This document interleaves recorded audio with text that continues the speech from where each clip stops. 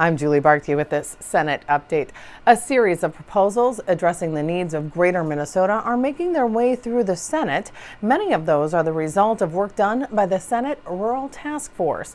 Co-chair Senator Tom Saxhaug caught up with us to discuss his bill and also the work of this session to enhance the economy of Greater Minnesota.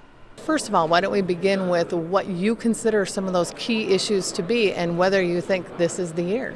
Well, I think you've been at most of the announcements we've made about our Senate bipartisan rural task force, which had 4 Republican, 4 Democratic senators from rural Minnesota. We quickly came together and decided that workforce training was what rural Minnesota lacked, and so quickly came up with Senate File 420, which has a counterpart over in the House, which will put a amount of money into through the Workforce Center system, which is very strong in this state.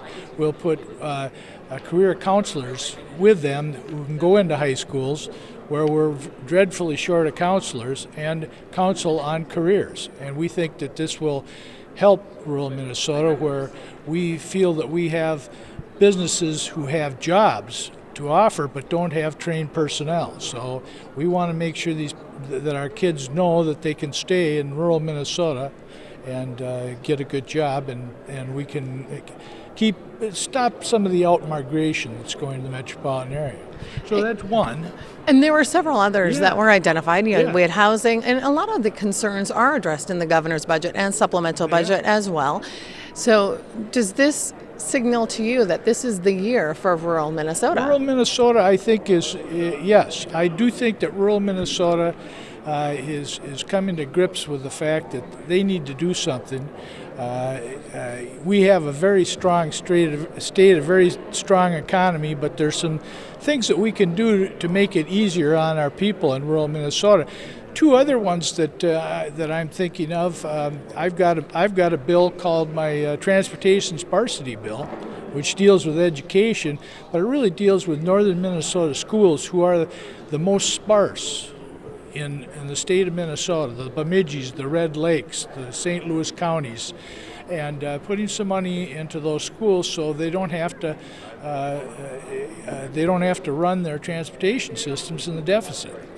And the last one that I think I'd bring up is the one that was mentioned in the editorial section of the Minneapolis paper the other day, and that was what we call our Getting to Work bill. It's putting about $4.5 million into grants for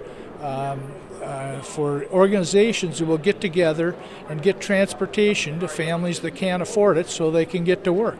In rural Minnesota, it's an absolute necessity. Many poor people have to live farther out than other people. It's tougher for them to get in.